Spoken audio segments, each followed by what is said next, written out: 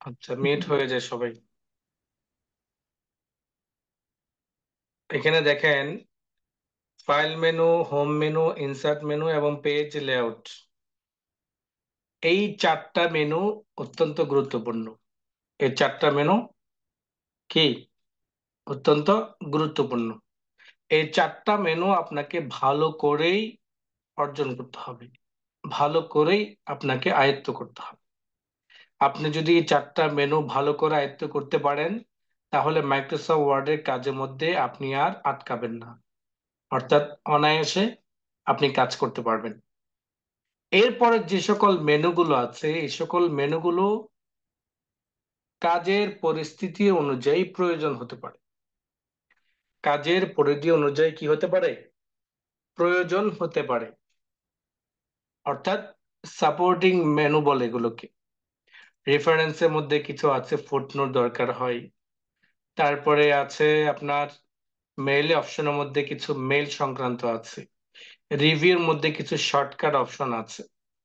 ভিউর মেনুর মধ্যে আমাদের এই রোলার সেট করা, প্রিন্ট প্রিভিউ দেখা, জুম করা, এগুলো আছে। তার মানে হলো কাজ করার জন্য মূলত তেমন কোনো কমান্ড এখানে কি নেই।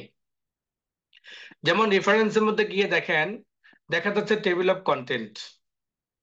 এই টেবিল অফ কন্টেন্টটা কি? টেবিল অফ কন্টেন্ট মানে হলো আপনি যে ফাইলের মধ্যে শিরোনামগুলো লিখেছেন, সেই শিরোনামগুলোকে সব এক পৃষ্ঠার মধ্যে পৃষ্ঠা আকারে আনতে চাই। কি আকারে বলেন? কি আকার আনতে চাই? পৃষ্ঠা। পৃষ্ঠা। পৃষ্ঠা। অর্থাৎ আপনি যদি কোন শিরোনামের মধ্যে এই স্টাইল ব্যবহার করেন, কোন শিরোনামের মধ্যে কি ব্যবহার করেন? এই স্টাইল ব্যবহার করেন। ওই স্টাইলের মধ্যে যেমন আমি এখানে দেখি,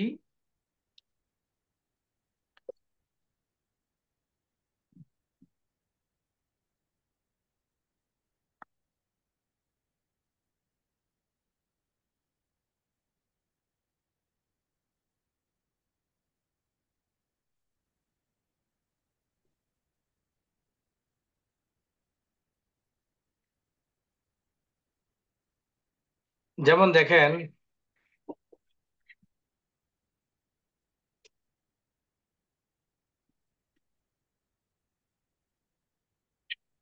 আমি এখানে একটা শিরোনাম লিখলাম, এটাকে আমি বড় করে নিলাম। ওকে, এটাকে আমি বড় করে নিলাম। এখানে আমরা যে একটা স্টাইল তৈরি করেছিলাম, এই যে হেডিং বা হেডিং টু, আমরা কিছু শিরোনাম তৈরি করেছিলাম। তো এখান থেকে আমরা সেই শিরোনামগুলো এখান থেকে মার্ক করব। বুক টাইটেল নামে সম্ভবত আমরা একটা নাম দিয়েছিলাম।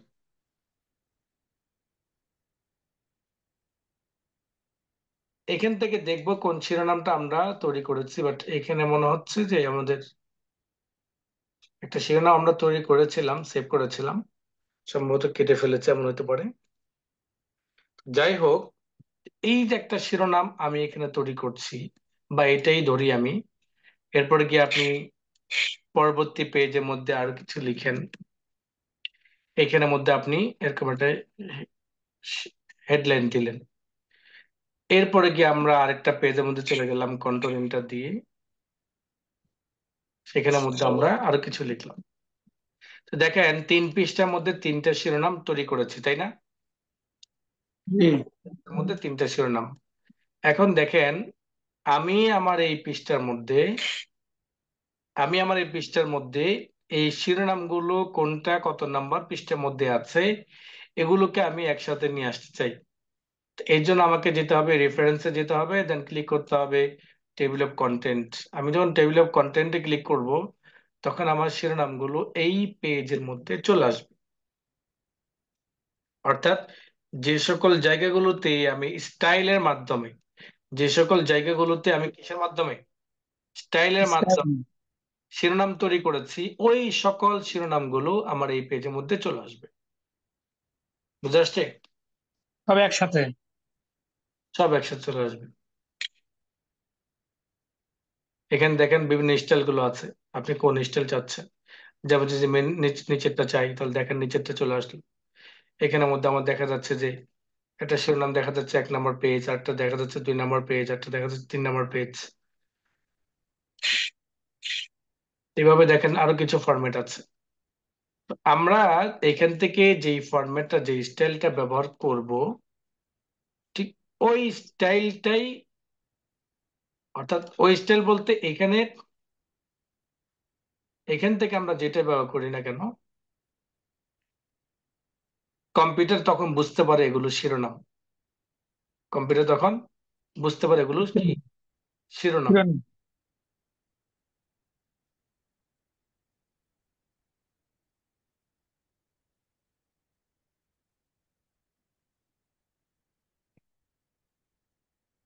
এরপরে আমরা রেফারেন্সে গেলাম, কন্টেন্টে যে গেলাম, এখানে গিয়ে আমরা লিখে দিলাম কোনটা দিতে চাই, কোন ফরম্যাটটা দিতে চাই, কয়েকটা ফরম্যাট আছে এখানে।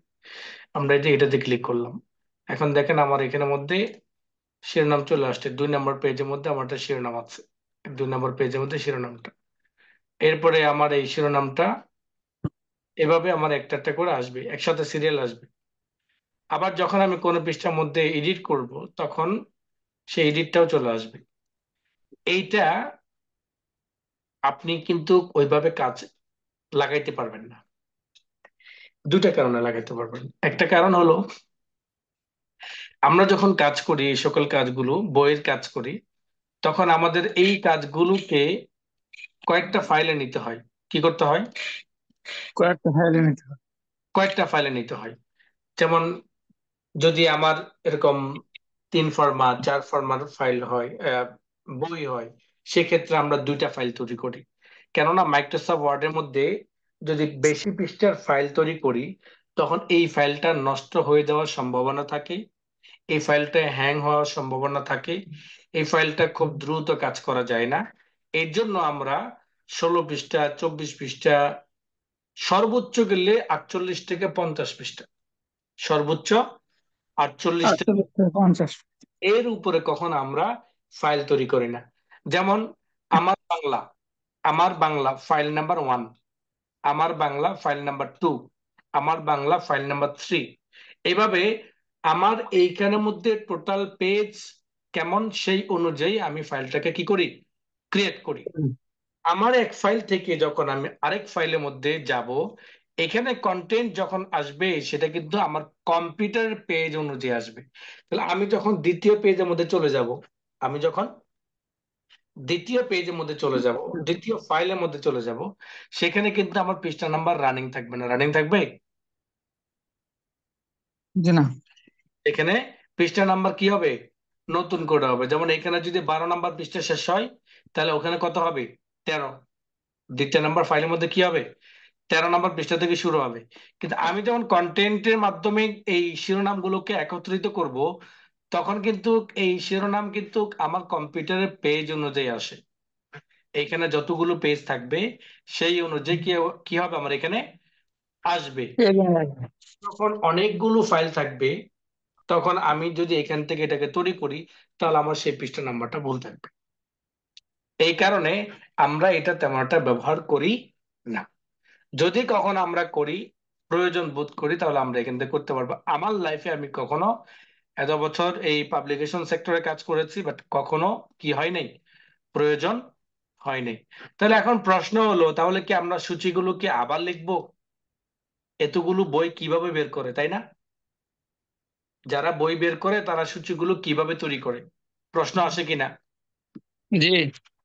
এমন যদি প্রশ্নটা আপনার কাছে আসে, তাহলে সমাধানটা হলো এমন, যে আমরা যখন বইয়ের কাজ করি, বইটা যখন ফাইনাল হয়ে যায়, অর্থাৎ যেটার মধ্যে আর কোনো ধরনের এডিট হয় না, একদম ফাইনাল মেকআপ হয়ে যায়, ফাইনাল কপি বের হয়, এরপরে গিয়ে আমরা ওইখান থেকে সূচি কাটি। কি করি? ঠিক আছে। সূচি কাটি, এটাকে সূচি কাটি বলে। সূচি কাটা মানে হলো, আমার ফাইল যখন 5টা হবে, তখন আমি শেষ ফাইল থেকে বা শুরু ফাইল থেকে যাব, শিরোনামের প্রত্যেকটা শিরোনামের পাশে শুধুমাত্র কি করব, পৃষ্ঠা নাম্বার লাগাই দিব, বাকি লেখাগুলো কেটে দিব। এটাকে সূচি কাটা বলে। তা আমি আপনাদেরকে দেখাবো কিভাবে আমাকে সূচিগুলো কাটে, কিভাবে আপনি ফুল একটা মেকআপ বই কমপ্লিট করবেন, কমপ্লিট করার পর এটাকে কিভাবে এডিট করবেন, কম্পোজ থেকে শুরু করে একদম ফাইনাল পর্যন্ত যে স্টেপটা আছে একটা ক্লাসের মধ্যে, সেটা কি করব? আলোচনা করব। একটা ক্লাসে যখন সেটা আলোচনা করব, তখন আপনি পাবলিকেশন সেক্টর যদি কাজ করতে যান, তাহলে আপনার যেখানে থাকবে। আপনি যদি কিসের মধ্যে কাজ করতে যান? পাবলিকেশন। পাবলিকেশন। যেমন আলফা তার অফার যদি দেয়, কম্পিউটার অপারেটর নিয়োগ দেওয়া হচ্ছে। ইসলামিয়া লাইব্রেরি যদি অফার দেয় যে কম্পিউটার অপারেটর নিয়োগ দেওয়া হচ্ছে। আল কাউসার, হারামাইন, এরকম বিভিন্ন লাইব্রেরি গুলো যদি, টপ লেভেলের যে সকল লাইব্রেরি গুলো আছে, যদি কম্পিউটার অপারেটর নিয়োগ দেয়, তো আপনি যদি অ্যাপ্লাই করতে যান, তাহলে অবশ্যই আপনাকে কোন সাইটটা সবচেয়ে বেশি ধারণা রাখতে হবে? বলেন, কোন সাইটটা সবচেয়ে বেশি ধারণা রাখতে হবে আপনার? হাতের লেখা। হয়নি। পাবলিকেশনের যে সকল ক্যাটাগরির কাজগুলো করা হয়, ওই সাইটটা আপনাকে বেশি করে কি করতে হবে? ভালোভাবে আয়ত্ত আয়ত্ত করতে হবে। পাবলিকেশন সেক্টর মধ্যে আছে কম্পোজ। পাবলিকেশন সেক্টর মধ্যে আছে হলো সংশোধন। পাবলিকেশন সেক্টর মধ্যে আছে মেকআপ। পাবলিকেশন সেক্টর মধ্যে আছে ফাইনাল আউটপুট। পাবলিকেশন সেক্টর মধ্যে আছে সূচি কাটা। পাবলিকেশন সেক্টর মধ্যে আছে ট্রেসিং করা। পাবলিকেশন সেক্টর মধ্যে আছে হলো আপনার ফাইনাল সিটিপিতে আউটপুট দেওয়া। 6 থেকে 7টা ক্যাটাগরি কাজ আছে। তো এই 6 থেকে 7টা ক্যাটাগরি কাজ যদি আপনি ভালোভাবে না জানেন, সেই নিয়োগ পত্র পেয়ে আপনি অ্যাপ্লাই করলেন, বাট জবটা না হলো, হলো না, এর কারণ কি পাবেন আপনি? কাজ ভালোভাবে না জানে। কারণ ওই সাইট গুলো আপনি কি করেন নাই। দক্ষতা অর্জন করতে হবে। যেমন আমি যদি আপনাকে বলি যে ভাই, তুমি যদি জাপানি ভাষা শিখে আসো, তাহলে তোমাকে জাপান নিয়ে যাব, তাহলে আগে আপনি জাপানি ভাষা শিখতে যাবেন নাকি আপনি উর্দু ভাষা শিখতে যাবেন? বলেন। জাপানি ভাষা আছে। জাপানি ভাষাকে আপনি প্রাধান্য দিবেন, তাই না? কারণ সব ভাষা শিখে ফেললে যে আপনি জাপান যেতে পারবেন এমন নয়। বরং জাপানি ভাষায় ভালোভাবে আয়ত্ত করতে পারলেই তখনই আপনি জাপান যাওয়া পসিবল, তাই না? তো ঠিক আপনি পাবলিকেশন সেক্টর যদি কাজ করতে যান, পাবলিকেশন সেক্টরে কোন কোন ক্যাটাগরি কাজগুলো করা হয় সেটা আপনাকে আয়ত্ত করতে হবে। আপনি যদি ফটোকপির দোকান দেন, তো ফটোকপির দোকানে কোন কোন ক্যাটাগরি কাজগুলো করা হয় সেটা আপনাকে কি করতে হবে? জানতে হবে। জানতে হবে। আপনি ভালোভাবে জানতে জব করেন, তাহলে অফিসে কোন কোন সেক্টরের কাজগুলো করা হয় সেটা আপনাকে জানতে হবে। জানতে হবে। কথা ক্লিয়ার? ঠিক এই জি। কন্টেন্ট আমার লাইফে দরকার হয় নাই, আপনার লাইফে দরকার হয় কিনা জানি না। কেন দরকার হয় নাই সেটা আপনাদেরকে বলে দিয়েছি। ক্লিয়ার? জি। এরপর আসেন এখানে লেভেল 1, লেভেল 2 এগুলো দরকার নেই, এগুলো ঠিক আমার এই কন্টেন্টের মতো। আপডেট ট্যাব, আমি যদি কোনো শিরোনাম যদি সংশোধন করি, তা আপডেট যখন ক্লিক করব, তখন আমার সূচির মধ্যেও এটা কি হয়ে যাবে, ওই সংশোধিত লেখাটা আপডেট হয়ে যাবে। এভাবে আসেন যে ফুটনোট। ফুটনোটটা আমাদের ইম্পর্টেন্ট। ফুটনোট বুঝেন? টিকা বুঝেন? টিকা, জি। জি স্যার। নোট। বুঝেছি স্যার। হ্যাঁ, ফুটনোট মানে হলো নিচে, বইয়ের নিচে দেখবেন যে ছোট ছোট লেখা নাম্বার দিয়ে ছোট ছোট লেখাগুলো তুলে ধরা হয়, অর্থাৎ যেটাকে আমরা টিকা বলি, যেটাকে আমরা আহ ফুটনোট বলি, যেটাকে আমরা বিশেষ দ্রষ্টব্য কিছু লেখা বলি, তাই না? আবার আমরা আরেক ভাষা যদি বলি যে যেটাকে আমরা হাসিও বলতে পারি, তাই না? জি। ঠিক এই যে ক্যাটাগরি কাজগুলো, এগুলো অটোমেটিক কিভাবে কাউন্ট হয়, অটোমেটিক কি কাউন্ট হয়। যেমন আমার লিখলেন, আপনি এখানে কি লিখলেন? আমার বল। লেকচার। আমার লিখলেন। আমার যে লিখলেন আপনি এখানে, এই আমারের পরে আপনি এখানে একটা ফুটনোট দিতে চাচ্ছেন, টিকা দিতে চাচ্ছেন।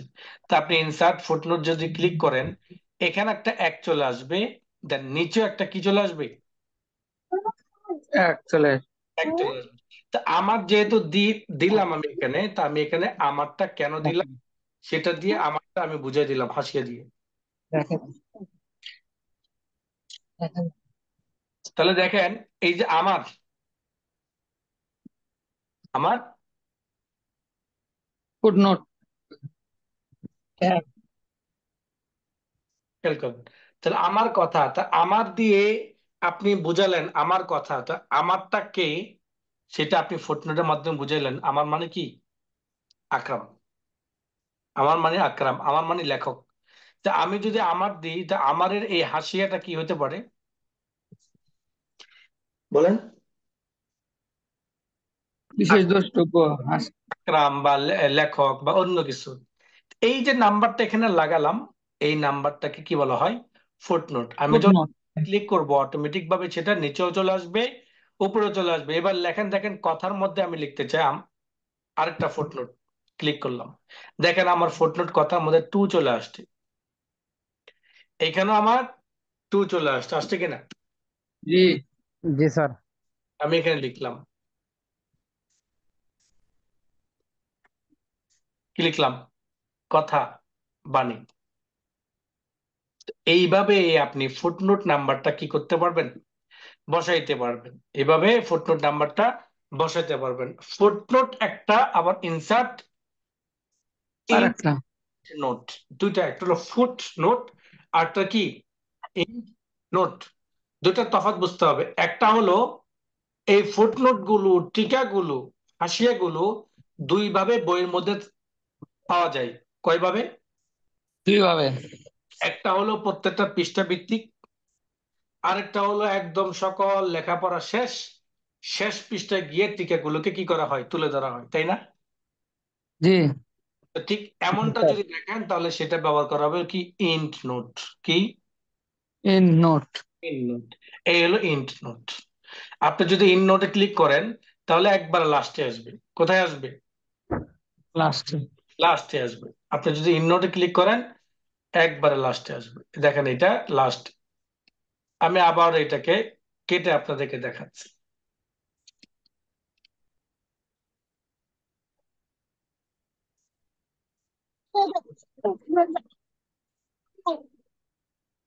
খেয়াল করেন, আমি এটাকে কেটে দিলাম। সিলেক্ট করার পর যদি আমি ডিলিট বাটন দিই, তাহলে কি হয়ে যাবে? আচ্ছা, এবার দেখেন আমি এই জায়গার মধ্যে ক্লিক করলাম ইন্ট নোট। ইন্ট নোটে দেওয়ার পরে আমি এখানে কোনো কিছু লিখলাম। এইভাবে আমি যতক্ষণ পর্যন্ত লিখে যাব, একদম সর্বশেষ পৃষ্ঠায় গিয়ে আমার এই নোটটা কি হবে? বসবে। সর্বশেষ পৃষ্ঠায় কি হবে? এই টিকাটা সেট আপ হবে। এখন তো দেখা যাচ্ছে এই পৃষ্ঠা শুরুতে, তাই না? লেখার জি। নিচে দেখা যাচ্ছে, কারণ এই পৃষ্ঠার মধ্যে পর্যাপ্ত লেখা নেই। তা আমি যখন লেখাগুলোকে পেস্ট করব, আমি যখন লেখা কি করব? পেস্ট পেস্ট করব, করে। তখন দেখবো যে এটা অটোমেটিক নিচে যাচ্ছে।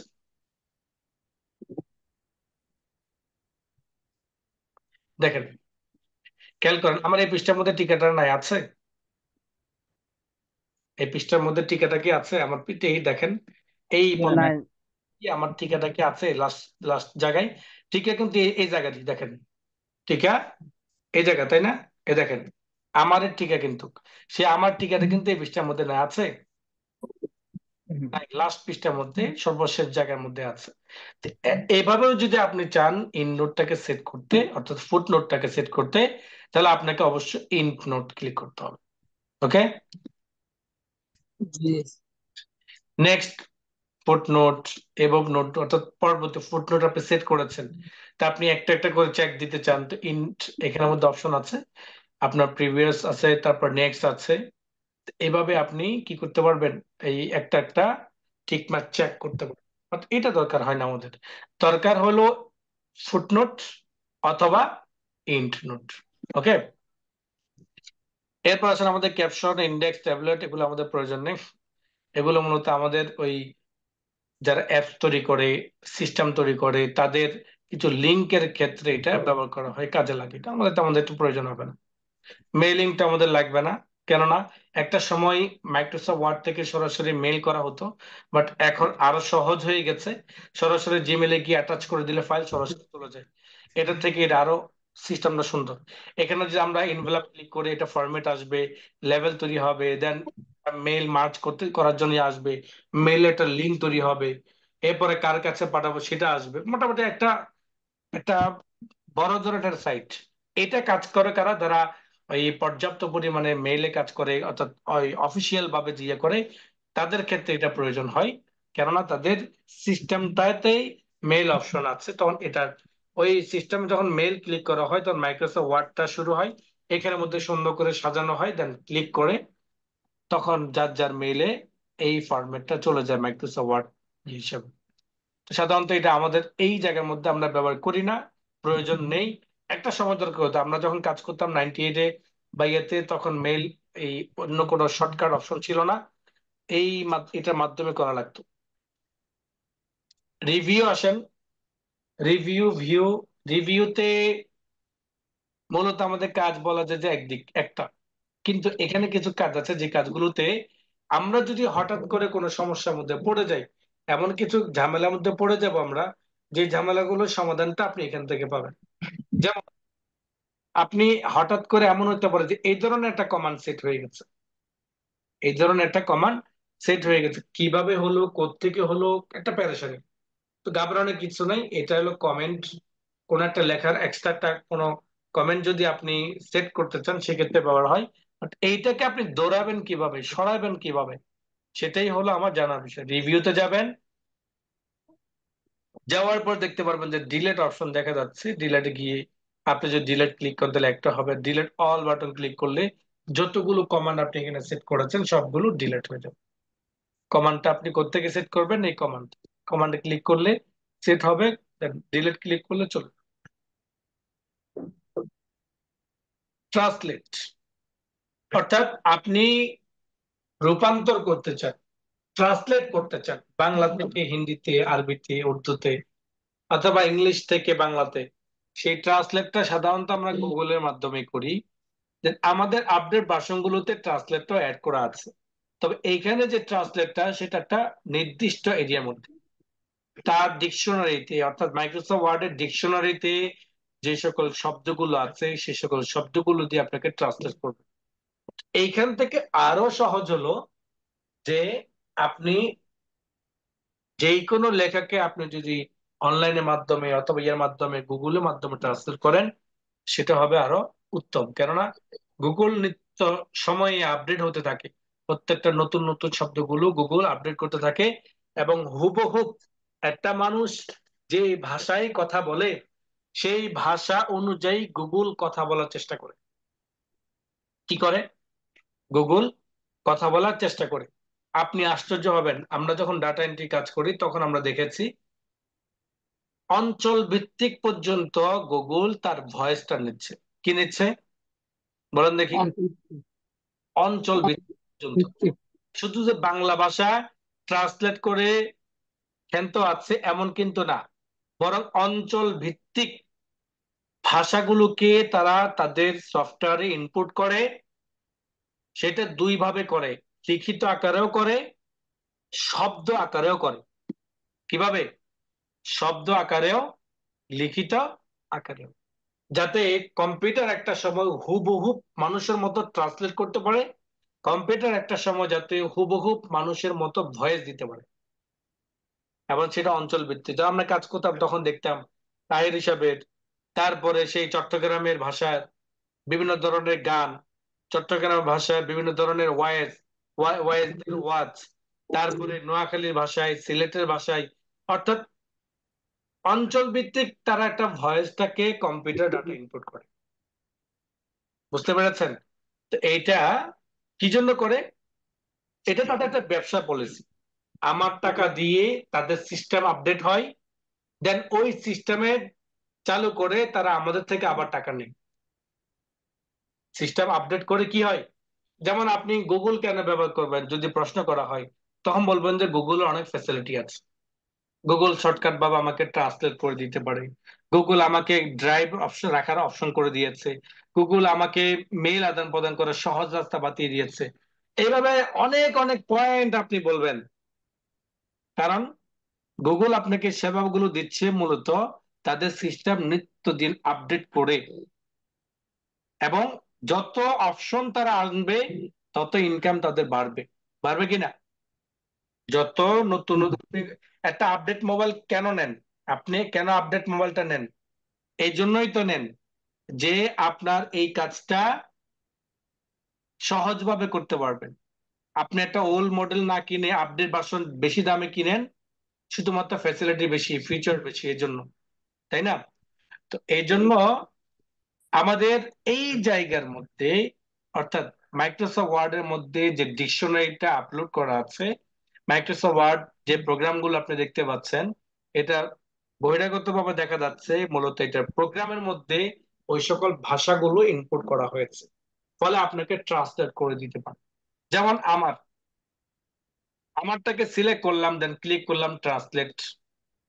আমি যখন ট্রান্সলেট ক্লিক করলাম তখন আমাকে জিজ্ঞেস করতেছে যে আপনি কোন ভাষা ট্রান্সলেট করবেন। আমি তাকে বললাম যে ইংলিশ ভাষা। কি ভাষায়? ইংলিশ ভাষা। ইংরেজিতে। আমি এখানে খুঁজি, স্টার্ন ইউনাইটেড হবে।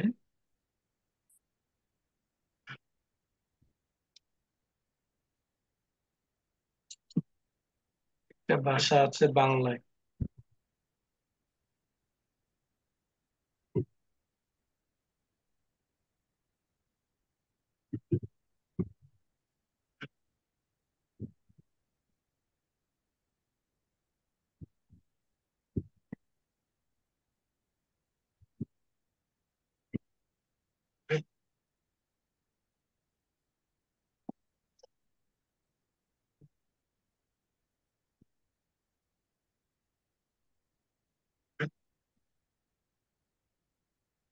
খেয়াল খেয়াল করেন, আমি যখন ট্রান্সলেট দিলাম তখন আমার এখানের মধ্যে ট্রান্সলেট অপশন একটা দেখা যাচ্ছে, যে আমার এই ট্রান্সলেট শব্দটা মূলত তারা ওইভাবে ইয়ে করতে পারছে না, একটা শব্দ এখানে দেখিয়ে দিয়েছে, তাই না?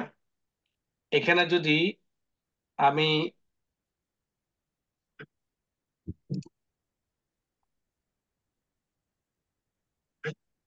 উর্দুতে ক্লিক করি, আমার এই ভাষাটা কিন্তু পড়তে পারতেছে না, পারতেছে? এর কারণ বলতে পারবেন কি? আমি আমার এই ভাষাটা ছোট নিয়ে আমি যে ফন্টে লিখেছি, কোন ফন্টে? ম্যাম রে। বিজয়তে। আমি যদি এটাকে বিজয় বায়ান্নতে করতাম, কি করতাম? বি- বিজয় বায়ান্ন। বিজয় বায়ান্ন বলতে অব্রুতে করতাম। যেমন আমার এখানে দেখেন,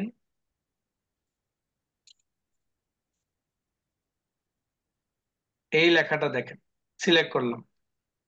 সিলেক্ট করার পরে আমি চলে গেলাম আমার রিভিউতে, ট্রান্সলেটে গিয়ে আমি ক্লিক করলাম ট্রান্সলেট সিলেক্টেড টেক্সট, যেটা আমি সিলেক্ট করেছি সেটাকে আমি ট্রান্সলেট করতে চাই।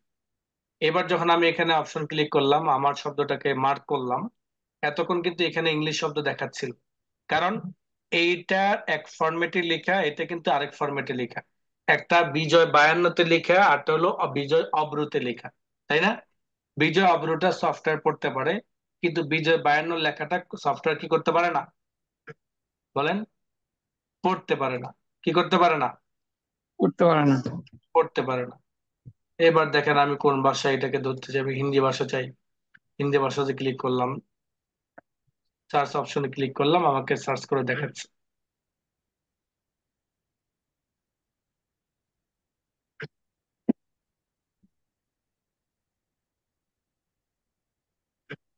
দেখেন আমার এখানে কিন্তু বাংলা ভাষা নাই, আছে? হ্যাঁ। আছে বাংলা? বলেন, কথা বলেন। নাই।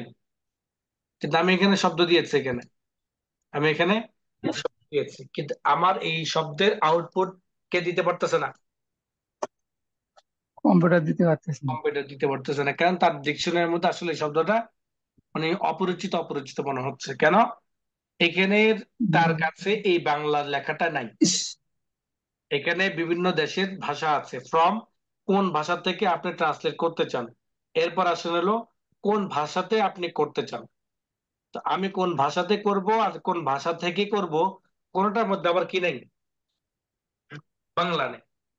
এই জন্য এই জায়গা থেকে আমরা কি করি না, এই জায়গা থেকে আমরা আপডেট করি না। আবার যদি এই জিনিসটাকে যদি আমি গুগলে নিয়ে যাই অথবা নেটে নিয়ে যাই, তখন মুহূর্তের মধ্যে আমাকে এটা ট্রান্সলেট করে দিবে। আপনি যদি পৃষ্ঠা কি পৃষ্ঠা যদি ট্রান্সলেট করতে চান, আপনাকে পৃষ্ঠা কি পৃষ্ঠা ট্রান্সলেট করে দিবে মুহূর্তের মধ্যে। আপনি চিন্তা করতেছেন যে আমি একটা উর্দু বই লিখেছিলাম, উর্দু বই লেখা আছে, সেটাকে আমি বাংলা রূপান্তর করতে চাই, আপনি খুব সহজে এটাকে বাংলাতে রূপান্তর করতে পারবেন, খুব সহজে। জাস্ট যদি একটু সম্পাদনা কাজ জানেন, তাহলে দেখা গেছে এটা আপনার জন্য খুব ইজি। পুরা বই আপনি একদিনে কমপ্লিট করতে পারবেন। এই টাস্ক গুলো অনলাইন থেকে যখন আমরা অনলাইন ক্লাস করব তখন আপনাদেরকে দেখাবো। তাহলে এই ট্রান্সলেটটাও আমার একটা লিমিট। প্রথমে বলেছিলাম যে মাইক্রোসফট ওয়ার্ড ডকুমেন্টের মধ্যে, ডিকশনারির মধ্যে যে সকল শব্দগুলো আছে, যে সকল ভাষাগুলো আছে, কেবল সেটা ট্রান্সলেট করতে পারবে। ওকে, এখানে ল্যাঙ্গুয়েজ বোর মধ্যে আমাদের প্রয়োজন নেই, ল্যাঙ্গুয়েজ সেট আপ করা এটা আমাদের প্রয়োজন নেই। ওয়ার্ড কাউন্ট, কয়টা বর্ণমালা আছে আমার এই ফাইলের মধ্যে, কয়টা পৃষ্ঠা আছে, কয়টা লাইন আছে, কয়টা স্পেস আছে, সবকিছু ডিটেলস আমার ওয়ার্ড কাউন্ট দেখাবে। কে দেখাবে? Word count. ওয়ার্ড কাউন্টে ক্লিক করলে আমার দেখাবে টোটাল পেজ আছে 2টা, টোটাল শব্দ আছে 52টা, ক্যারেক্টার নো স্পেস, মূল বর্ণমালা আছে 509টা, স্পেস স্পেস সহ 510টা আছে। এরপর আসলে প্যারাগ্রাফ আছে 51টা, তারপর লাইন দেখা যাচ্ছে কি 53টা। লাইন দেখা যাচ্ছে কয়টা? 53টা। মানে টোটাল লাইন আছে এই ফাইলের মধ্যে 53টা লাইন। এটা হলো আপনি যে ফাইলের মধ্যে লিখেছেন এই লেখার একটা হিসাব। আপনি যে ফাইলের মধ্যে কি করেছেন, লিখেছেন, সেটা কি একটা হিসাব, যে টোটাল এই ফাইলের মধ্যে কয়টা কয়টা পৃষ্ঠা আছে বর্তমানে ওপেন করা আছে, ওয়ার্ড ফাইল আছে, ওয়ার্ড কয়টা শব্দ আছে, ক্যারেক্টার নো স্পেস, মূল বর্ণমালা, স্বর, আকার, এরকম বর্ণমালা টোটাল 509টা, আর 510টা আছে স্পেস সহ। অর্থাৎ একটা স্পেস দেওয়া আছে, বাকি কোনোটার মধ্যে স্পেস নেই। সেই স্পেসটা হলো এই যে মাঝখানে এটা, এই মাঝখানে একটা স্পেস, আর কোনোটার মধ্যে স্পেস নেই, যার কারণে 510টা। বুঝতে পেরেছেন তো? এটা ওয়ার্ড কাউন্টের মাধ্যমে এটা করতে পারবো। রিসার্চের মাধ্যমে কোনো শব্দ, যদি কোনো শব্দের উপর রিসার্চ করতে চাই, সেটা আমরা করতে পারবো। স্পেল এন্ড গ্রামার, অর্থাৎ ইংরেজি ক্ষেত্রে কিছু ভুল হয়, সঠিক শব্দ আমাদের জানা থাকে না, তো এমনটা যদি হয় তাহলে আপনি এই স্পেলিং গ্রামার মাধ্যমে সঠিক শব্দটা আপনি বের করতে পারবেন। সঠিক শব্দ বলতে সঠিক শব্দ কোনটা সেটা কিন্তু আপনাকে বের করতে হবে, বাট আপনাকে কিন্তু সাজেস্ট করবে, আপনাকে কি করবে, দেখাবে, বলবে যে আপনি যে শব্দটা লিখেছেন সেই শব্দটা মনে হচ্ছে যে আমার কাছে ভুল, তবে আমার কাছে কিছু শব্দ আছে, এই শব্দগুলোর মধ্য থেকে সঠিক শব্দটা আপনি নির্বাচন করতে পারেন, বাছাই করে নিতে পারেন। তো ওখান থেকে যে আপনি নির্বাচন করবেন, বাছাই করবেন, এটা তো আপনার শব্দ দেখলেই যাতে আপনি বুঝতে পারেন যে কারেক্ট শব্দটা এটাই, তখন এটা আপনি করতে পারবেন। কিন্তু আপনি কারেক্ট শব্দ কোনটা আপনাকে 3-4টে দেখাবে, সেটার মধ্যে থেকে কোনটা আপনি চাচ্ছেন সেটা যদি আপনি না বুঝেন তাহলে কিন্তু সঠিক শব্দটা আপনি আনতে পারবেন। যেমন আমি এখানে লিখলাম ফাদার,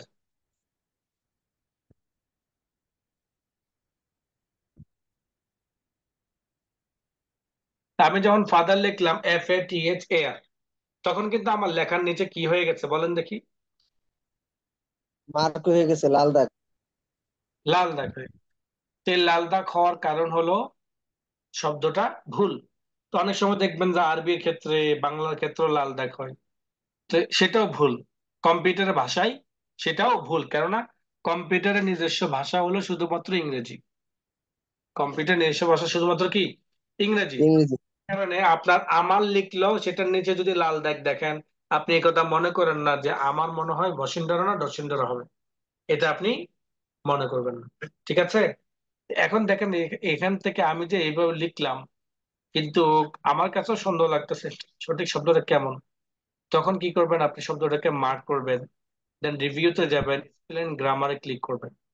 আপনি যখন যাবেন তখন আপনাকে দেখাবে নট ইন ডিকশনারি। আমার ডিকশনারিতে এই ধরনের কোনো শব্দ নেই। কম্পিউটার আপনাকে কি বলতেছে বলেন?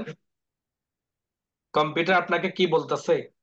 কম্পিউটারের ভিতরে এই ধরনের শব্দ নাই। হ্যাঁ, কম্পিউটার বলতেছে যে আমার ডিকশনারির মধ্যে এই শব্দটা নেই, FATHAR, বরং আমার কাছে এই শব্দটা আছে, FATHER। সাজেশন আপনাকে কি দিচ্ছে, সাজেস্ট করতেছে যে আমার কাছে এটা নাই কিন্তু এটা আছে। আমার কাছে যেটা নাই সেটাই ভুল, কেননা সঠিক শব্দটা আমার কাছে ইনপুট করা হয়েছে। সঠিক শব্দটা কি করা হয়েছে, আমার কাছে ইনপুট করা হয়েছে, আমাকে দেওয়া হয়েছে। সুতরাং আমার কাছে নাই মানে এই শব্দটা ভুল। আমার কাছে নাই মানে কি, এই শব্দটা ভুল। তাহলে আপনি সঠিক শব্দটা কিভাবে পাবেন, নিচে পাবেন। তখন আপনি দেখতে চিন্তা করুন, ও ভুল হয়েছে, FATHAR হবে না, হবে কি বলেন, ইয়ার। ইয়ার। এতটুকু আপনার জেনে থাকতে হবে। মানে আপনি যে সব সঠিক শব্দটা বের করবেন, কমপক্ষে এতটুকু জেহান যদি আপনার থাকে, তাহলে মোটামুটি আপনি কাজ করতে পারবেন। এই ফাদার মানে বাবা, চেঞ্জ, চেঞ্জ ক্লিক করলাম, দেখেন চেঞ্জ হয়ে গেছে, তাই না? চেঞ্জ হলো কিনা দেখেন, জি চেঞ্জ। স্যার। আমার একটা দাগ দেখা যাচ্ছে কিন্তু সেটা সবুজ, সেটা কি সবুজ। সবুজ। সবুজ। সবুজ দাগটা আসলো, কিছুক্ষণ আগে ছিল লাল দাগ। সবুজ দাগটা ছিল, কিছুক্ষণ আগে ছিল কি দাগ, লাল লাল। দাগ। লাল। তাহলে এই লাল দাগটা এখন নেই, তার মানে সঠিক শব্দ। আবার সঠিক শব্দের মধ্যে একটু ভুল আছে।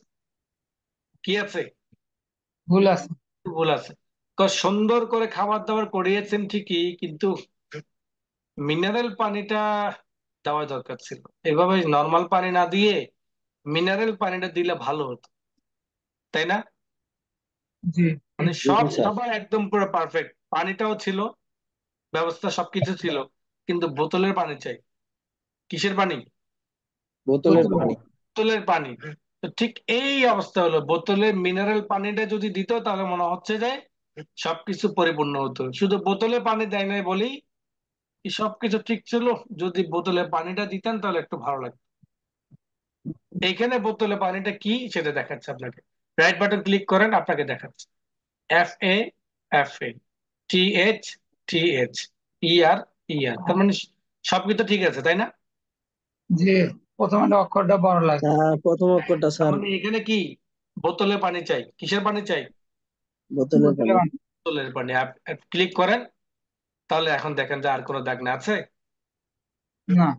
তো এই সবুজ দাগ যে ছিল সেটা কারেক্ট, কিন্তু FA ছোট হাতে লিখলাম কেন, এর জন্য একটা ভুল ধরে বসছে। ছোট হাতে লিখলাম কেন সেটার জন্য কি ধরে বসছে, ভুল ধরে বসছে। যে পানিও দিয়েছে ঠিকই, কিন্তু সে পানিটা যদি বোতলের পানি দিতাম, মানে মিনারেলের বোতল দিতাম যদি, তাহলে মনে হচ্ছে যে এটা ইয়ে ছিল। এদিকে ভুল, মানে যেটাকে ভুল বলা যায় না, বলা যায়। এগুলো আপনাকে বের করতে হবে, আপনাকে গবেষণা করে করে। ওকে, দেন আসেন ভিউ। মাইনাস হচ্ছেন কেন? উপস্থিত হন হলো 10:30 11:30, 9:30 10টার দিকে। 10টাটা না বাজতে আস্তে করে মাইনাস হয়ে যান। ক্লাস করতেছেন না তামসা করতেছেন?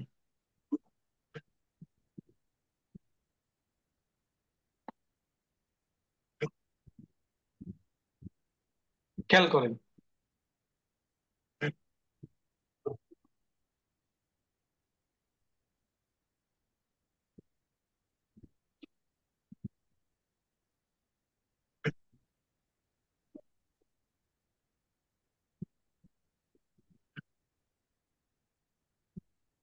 এখানে ডকুমেন্ট ভিউ দেখা যাচ্ছে, আরেকটা দেখা যাচ্ছে শো, আরেকটা দেখা যাচ্ছে জুম, আরেকটা দেখা যাচ্ছে উইন্ডো, আরেকটা দেখা যাচ্ছে ম্যাক্রো। এই যে সাইটটা আছে, এই সাইটটা আমাদের টোটালি লাগবে। এটা আমাদের লাগবে, এটা আমাদের মাঝে মধ্যে লাগবে, এটাও আমাদের কাজ পরিধি বুঝে খুব কমই লাগবে, কিন্তু এইটা টোটালি আমাদের লাগবে। ডকুমেন্ট ভিউ মানে হলো এই যে আমি পৃষ্ঠাটা দেখতে পাচ্ছি কত সুন্দর করে, ছোট করলে একদম আমার পুরো পেজের একটা সাইডে চলে আসে। আমি যেভাবে মন চাই এভাবে জুম ইন আউট করে দেখতে পাচ্ছি, তাই না? জি। এই যে জুম ইন আউট করছি সেটা হলো আমার এই জুমের কাজ। আমি কিবোর্ড থেকে কন্ট্রোল ধরে মাউসের চাকাটাকে প্লাস মাইনাস করলে, আপ ডাউন করলে আমার পৃষ্ঠাটা বড় ছোট হচ্ছে। আবার ওয়ান পেজ ক্লিক করলে ওয়ান পেজ হিসাবে দেখাচ্ছে, টু পেজ ক্লিক করলে টু পেজ হিসাবে দেখাবে।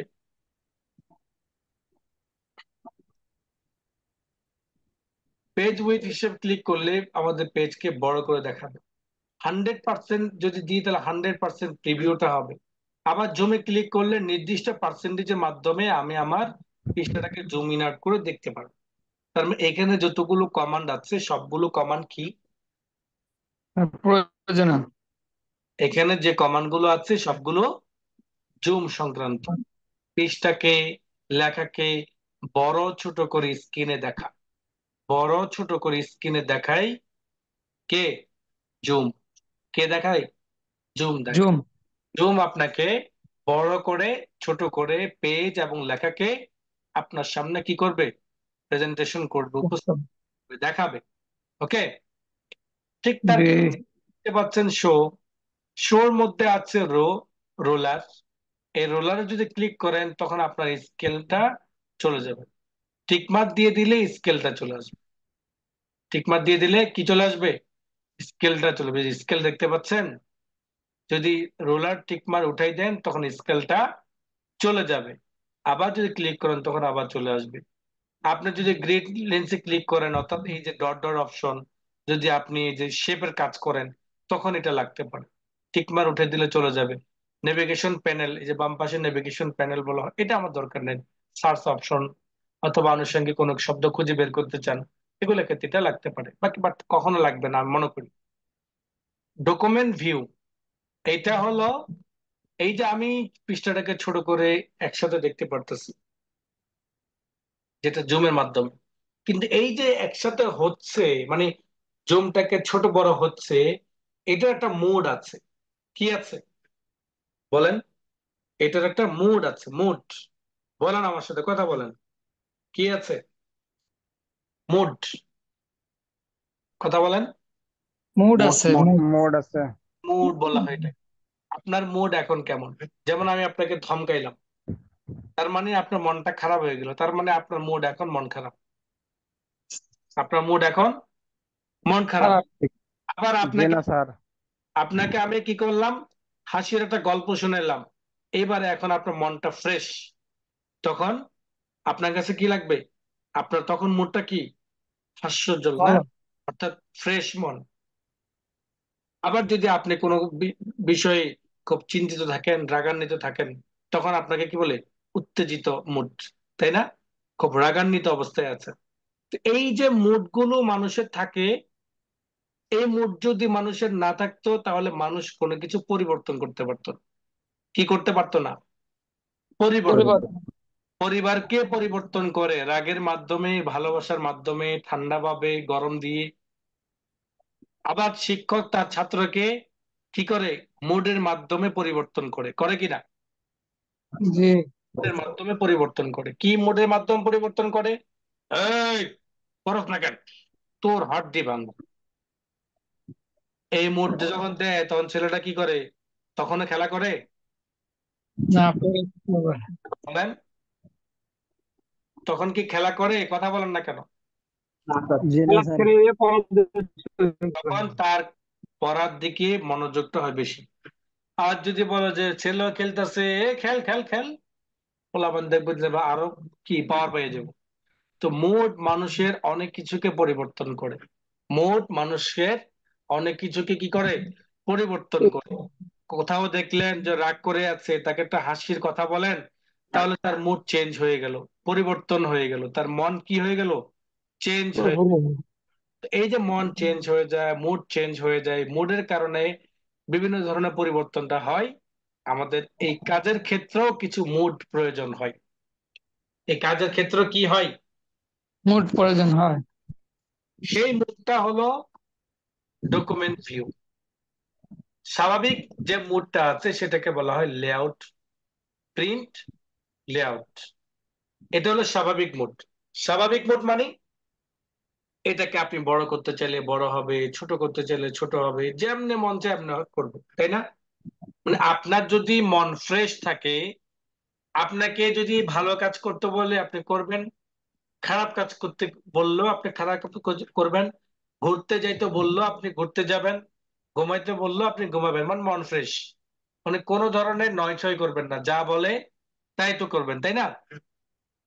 ঠিক। জি। এই প্রিন্ট লেআউট মানে হলো সাধারণ মুড, স্বাভাবিক মুড, নর্মাল মুড। এই মুড যখন থাকবে, আপনি চাইলে পেজ ছোট বড় যে এভাবে কি করতে পারবেন? করতে পারবেন। কিন্তু ফুল রিডিং মোড যদি হয়, তখন দেখাবে আপনাকে এইভাবে, কোনো প্রোগ্রাম দেখাবে না আপনাকে। রিডিং মোড দেখে, এটাকে রিডিং মোড বলে। মানে আপনি শুধু পড়তে পারলে চলে, পড়ার জন্য।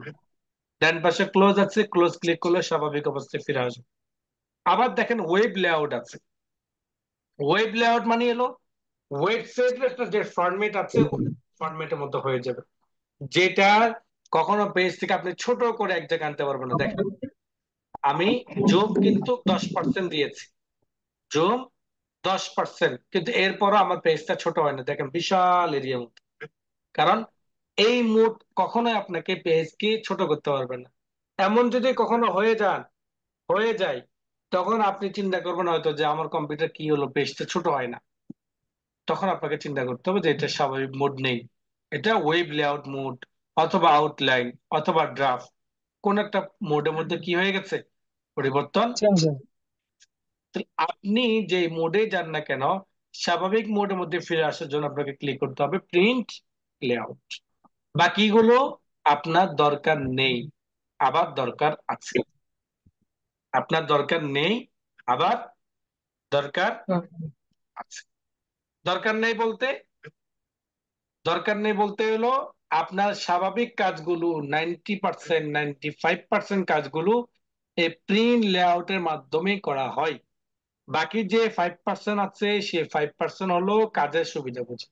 আপনি একটা পিডিএফ ফাইল পড়ছেন অথবা এই বইটাই পড়ছেন, এত প্রোগ্রাম থাকলে পড়তে ভালো লাগে না, শুধুমাত্র আপনি এটা বইয়ের মতো আপনি দেখে দেখে পড়তে চান লেখাগুলো, এটাকে কি রিডিং মোড। আবার যদি বলেন যে আপনার কারেকশন কি আছে, বলেন কারেকশন, কারেকশন সম্পাদনা আছে, কি আছে, সম্পাদনা। সম্পাদনা। আপনারা কি কিছু খাবেন? আপনাদের সবাই মানে হয়, মিউট করে। কিছু খাবেন নাকি বলেন, হয়তো অর্ডার দিই।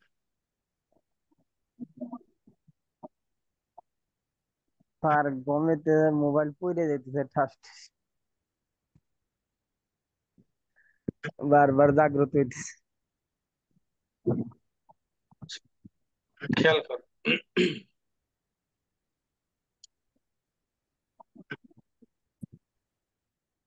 যেটা বলছিলাম সেটা হলো যে আপনি এমন কিছু, যারা সম্পাদক আছেন, তো সম্পাদকরা দেখবেন যে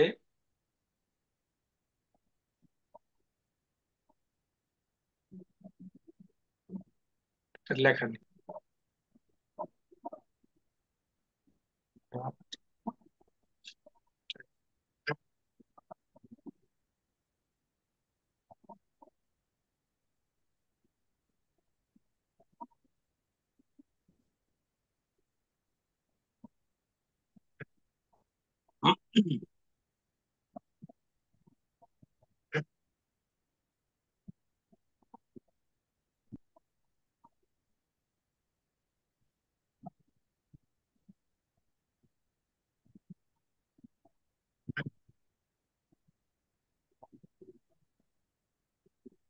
যেমন দেখেন সম্পাদক যারা আছেন, তারা কম্পিউটারে, এখন যারা লেখক আছেন তারা কম্পিউটার সম্পাদনা করেন। তো সেই ক্ষেত্রে এইভাবে যদি তারা সম্পাদনা করেন, তো দেখা গেছে তাদের কাছে কেমন যেন মনে হচ্ছে একটু বড় বড় দরকার হয়। তো এমন মোড যে ক্ষেত্রে হয়, তাহলে ওয়েব মোড দরকার হয়। ওয়েব মোডে ক্লিক করে যখন আমরা বড় করব, তখন আর যে আমরা এইভাবে দেখে দেখে দেখে দেখে আস্তে আস্তে ঠিক করতে পারবো। এই মোডটা আমরা ওয়েব মোডে পাই। আবার যদি কারেকশন দরকার হয়, কারো কারেকশন, কারেকশনের ক্ষেত্রে ড্রাফট অপশন ব্যবহার করি। কোন ক্ষেত্রে কারেকশন দরকার হতে পারে, যেমন আমার এই কাজটা 2 কলামে, কয় কলামে, 2 কলাম। 2 কলামে। তো 2 কলাম যদি হয়, 1 কলাম শেষ করে আবার এই কলাম আসা লাগে, 1 কলাম শেষ করে আবার এই কলামে আসা লাগে। পরের কলাম।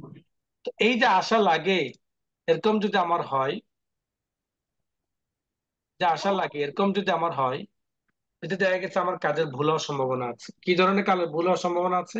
যেমন আমি এটাকে 2 কলাম করি আগে, 2 কলাম। আমি যখন কারেকশন করব, আমি যখন এভাবে বড় করে কারেকশন করব, এভাবে যেতে যেতে যেতে যেতে নিচে যখন যাব, তখন দেখা গেছে এই পৃষ্ঠার মধ্যে চলে আসতে পারে। ওই যে ডান পাশে যে আমার একটা কলাম আছে, সেটা আমার ভুল হয়ে যেতে পারে, পারে কিনা? হতে পারে। হতে পারে। এমন হয়ও, হতে পারে বলতে এমন হয়ও। তো এমন দেখেন আমি এখানে একটা কালার দিয়ে রাখলাম, বোঝার সুবিধার্থে লাল কালার দিয়ে রাখলাম। তা আমি যদি এই মুহূর্তে ভিউতে গিয়ে ড্রাফটে ক্লিক করি, তখন দেখবেন যে আমার এই লাইনটার এই কলামটা শেষ, যেখানে যেমন এই লাল জায়গার মধ্যে আমার কলামটা শেষ, তাই না? জি ঠিক লাল জায়গার নিচেই কিন্তু আবার ওই কলাম, ওই লেখাটা। আমার জি এই কলামটা কিন্তু ডান পাশে নাই, আছে? নাই, নাই, ওই বাম একটা পাশের নাই। নিচে আছে। তার মানে হলো এই যে কলামটা রানিং হয়ে গেল, মানে একটার পর একটা, একটার পর একটা রানিং হয়ে গেল, এই রানিং হওয়াতে সম্পাদক সুন্দরভাবে সম্পাদনা করতে পারবে কিনা? উনি ওই জি কলামটা স্কিপ করা চলে যাবেন না, এবং সেটার মধ্যে যে ভুলগুলো ছিল সেই ভুলগুলো আর থাকবে না। অর্থাৎ এই একটা কলামের নিচে আরেকটা কলাম যখন এইভাবে সিরিয়াল মতো থাকবে, তখন সম্পাদন করাটাও সহজ। এখন বুঝতে পারছেন তো যে কলাম, যে আমার যে পেজ মুড গুলো আছে, সেই মুড গুলো আসলে কি প্রয়োজন? জি স্যার। সবাই বুঝতে পেরেছেন? তার মানে হলো জি প্রয়োজন নাই, আবার প্রয়োজন আছে। আছে, তাদের জন্য প্রয়োজন, বিশেষ ব্যক্তিদের জন্য, যারা যারা সম্পাদনা করে। কারেকশন করে, তাদের জন্য। এই ক্ষেত্রে আপনার যেখানে যখন থাকবে, আপনি যদি একজন সম্পাদক হন, খুব সুন্দরভাবে কাজগুলো করতে পারবেন। তো এই যে আমরা শিখলাম file, home, insert, page layout, reference, mailing, review, view, এই যে এতগুলো মেনুগুলো শিখলাম, আজকে প্রায় কততম ক্লাস বলেন দেখি? 19তম ক্লাস, 19তম। 19তম ক্লাস। যেখানে আমাদের ক্লাসটা শেষ হয় 14 থেকে 16, যেখানে আমাদের কি শেষ হয়, মাইক্রোসফট ওয়ার্ডের ক্লাসটা শেষ হয় 14 থেকে 16টা 16। ক্লাস। তাহলে বাকি ক্লাসগুলো কেন হয়েছে? কিছু প্রবলেম, নেটের সমস্যা, বা সামান্য ক্লাস হয়েছে, উপস্থিতি কম, অনেকগুলো কারণ আছে। তো এই যে কারণগুলো, সেই কারণগুলোর মধ্যে আপনি যে একা দোষী তা কিন্তু না, বরং আমরাও দোষী। আমরা যে দোষী সেটা আমরা মেনে নিলাম, বাট আপনারা যে দোষী সেটা আপনাদেরকে কি করতে হবে? সংশোধন করতে হবে। সংশোধন করার জন্য কি করতে হবে? নিয়মিত ক্লাসে অনুপস্থিত থাকতে হবে। কি করতে হবে? নিয়মিত ক্লাসে উপস্থিত উপস্থিত থাকতে হবে। অনুপস্থিত থাকতে হবে। তাহলে সেটা সংশোধন করা সম্ভব। সম্ভব। ওকে, তো জি এই ইয়েস স্যার। স্যার। ক্লাস থেকে আপনারা উপস্থিত থাকবেন। আগামী ক্লাসে ইনশাআল্লাহ আমাদের এক্সেল প্রোগ্রাম শুরু হবে, মাইক্রোসফট এক্সেল প্রোগ্রাম। আগামী ক্লাস